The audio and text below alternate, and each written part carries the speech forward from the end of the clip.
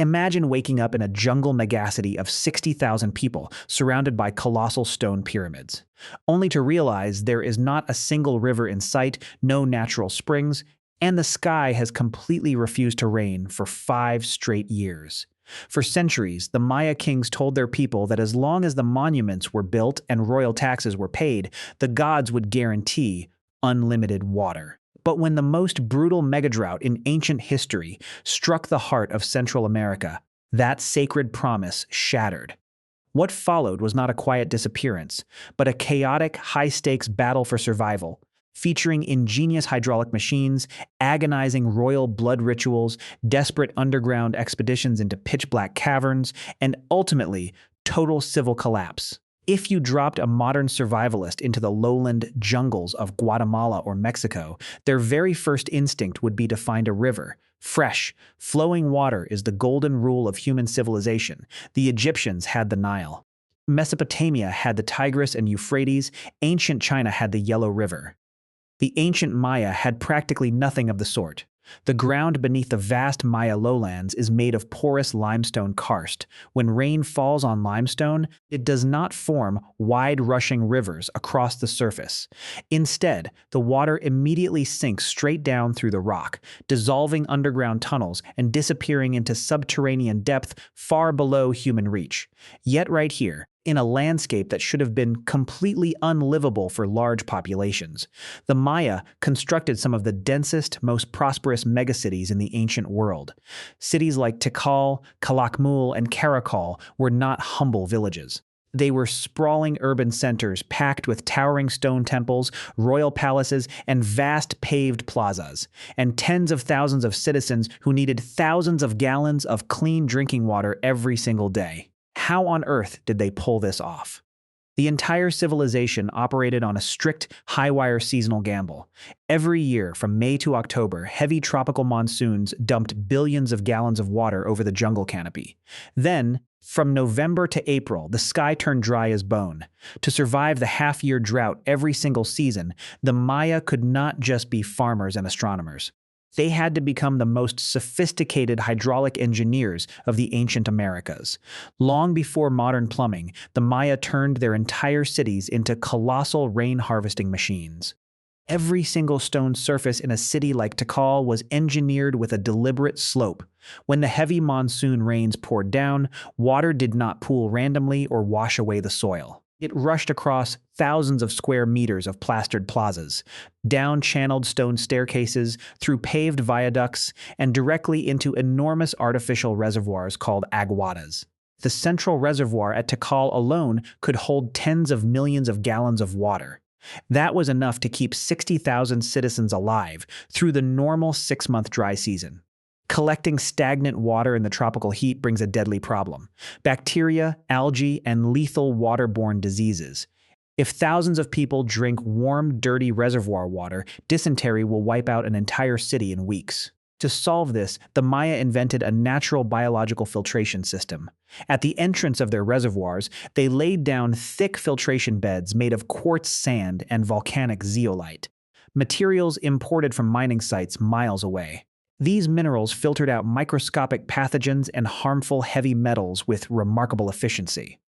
On the water's surface, Maya engineers cultivated beautiful beds of native water lilies. Water lilies are incredibly fragile aquatic plants. They cannot survive in water that contains high acidity, excessive algae, or rotting organic waste. To the ancient Maya, seeing clean, blooming water lilies across the city reservoir was not just landscaping. It was a visible green certificate that the drinking water was pure and safe. In Maya hieroglyphs, the water lily became the supreme symbol of royalty, abundance, and divine cleanliness.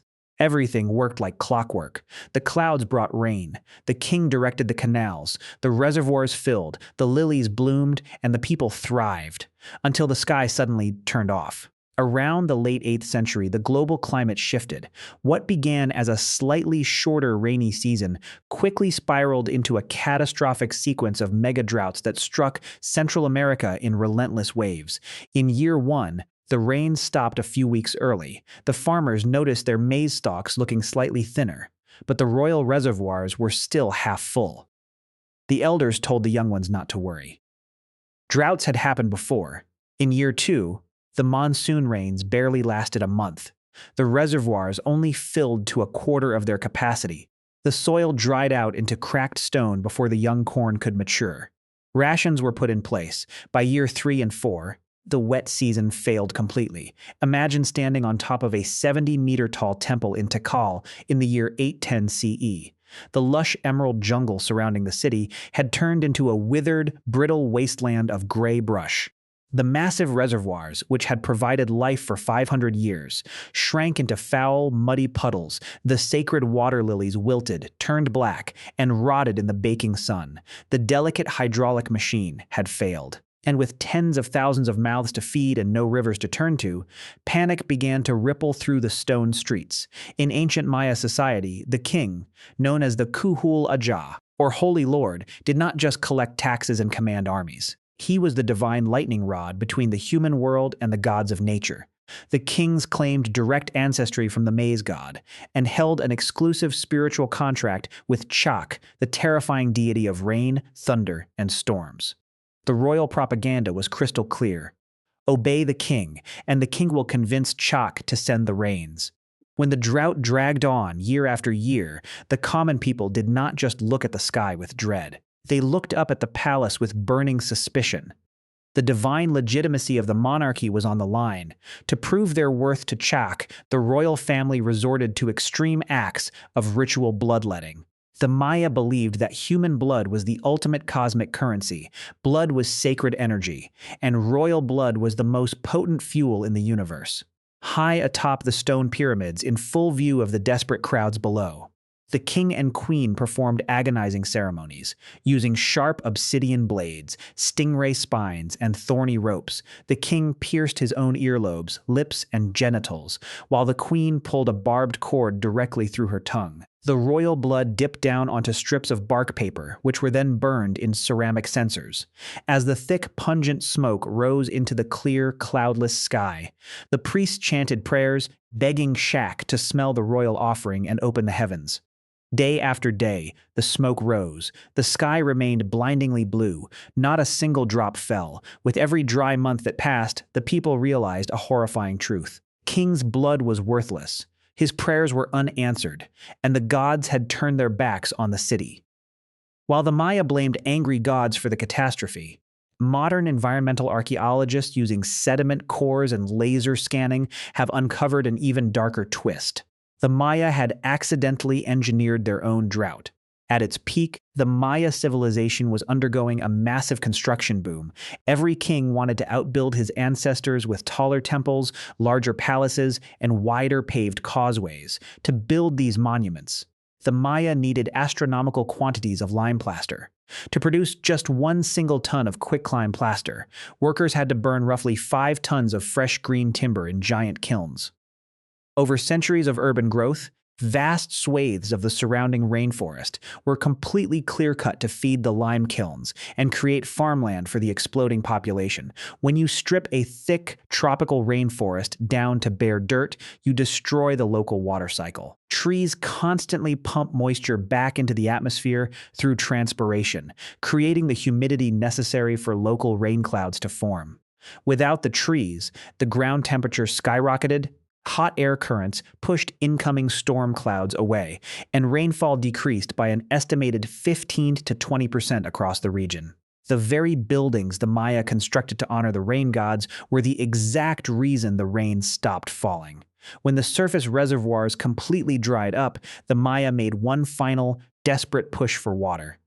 They went underground. In Maya cosmology, deep limestone caves and subterranean sinkholes were not just geological features. They were the physical portals to Xibalba, the dreaded underworld ruled by the death gods. Normally, commoners avoided entering deep caves at all costs, but as starvation and dehydration set in, teams of Maya priests and brave explorers lit pine torches and descended hundreds of feet into pitch-black subterranean labyrinths like Naj Tunich and Balankanchi deep inside these damp, suffocating cave networks. Water still dripped slowly from stalactites into hidden stone pools. The Maya did not just collect this water to drink. They considered it sacred, virgin water, touched directly by Shayak deep within these underground chambers. Archaeologists have found hundreds of ceramic jars, incense burners, jade beads, and carved grinding stones left precisely where the last puddles once gathered. When simple offerings failed, the rituals in the dark turned deadly. Human sacrifices were carried deep into the earth or cast into the watery depths of sacred cenotes. In places like the sacred cenote of Chichen Itza and the Midnight Terror Cave in Belize, excavators discovered the remains of hundreds of individuals, many of them young children, sacrificed to appease the rain god in the final, desperate years of the drought. The people were quite literally begging the earth itself to give back what the sky had stolen. When prayers, blood, and cave expeditions failed to bring the rain, civilized order completely unraveled.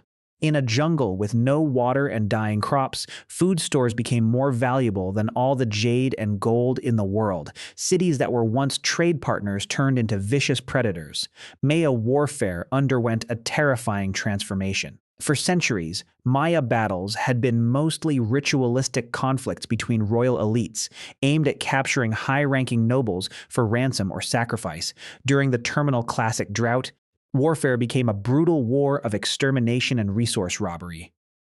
Desperate armies marched across the drying landscapes to sack rival granaries and seize any remaining water catchments. Archaeologists excavating cities like Dos Pilas and Aguateca have found startling evidence of this sudden panic. In a matter of weeks, the citizens stripped the fine limestone facades off their grand temples and royal palaces, using the heavy stone blocks to build crude defensive palisade walls right through the middle of their sacred plazas. House walls were smashed down to block roads, spear points, broken skulls, and thick layers of ash cover the final occupation layers. At the royal palace of Canquen, archaeologists discovered the remains of the entire royal court, over 30 men, women, and children wearing fine jade jewelry, executed and thrown into a shallow cistern. The monarchy was not just overthrown. It was eradicated by its own desperate, starving populace. For generations, popular culture claimed that the Maya mysteriously vanished off the face of the earth overnight. They did not vanish, they simply walked away. When a city has no water, no food, and no government, the only rational choice left is to pack what you can carry on your back and leave. Millions of Maya commoners abandoned the massive inland megacities of the southern lowlands. They left behind the towering pyramids of Tikal, the vast plazas of Calakmul, and the royal tombs of Palenque. They migrated north and east toward areas with reliable permanent water sources. In the northern Yucatan Peninsula, where deep natural sinkholes, cenotes, reached directly into the subterranean freshwater aquifer, new flourishing cities like Chichen Itza, Mayapan, and the coastal trading port of Tulum rose to prominence. Other groups migrated toward the highland lakes and mountain rivers of modern-day Guatemala. The civilization did not die. It reorganized, adapted, and decentralized. The era of the god kings and giant jungle megacities was over, replaced by practical coastal trading networks and smaller, resilient communities.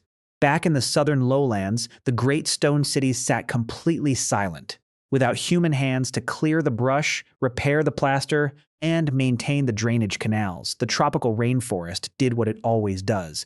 It reclaimed the land. Sprouts of cedar, mahogany, and strangler figs pushed their roots into the cracked plaster of the royal plazas. Within a single century, the colossal pyramids that once gleamed white and red against the horizon were buried under thick green canopies of vine and earth. By the time Spanish conquistadors hacked their way through the Guatemalan jungle, centuries later, they walked right past Tikal without ever knowing that an empire of millions lay sleeping beneath their feet. The story of the Maya Megadrought is not just a tale of ancient history. It is a profound masterclass in the delicate balance between human engineering and nature. The Maya built an extraordinary empire through sheer hydraulic genius. But when they pushed their environment too far and relied on leaders who promised what they could never control, nature took its inevitable toll. Today, over 6 million Maya people still live across Mexico, Guatemala, and Belize, speaking their ancestral languages, weaving their sacred textiles, and farming the land. The stone monuments may have fallen to the drought, but the people, their wisdom and their resilience remain very much alive.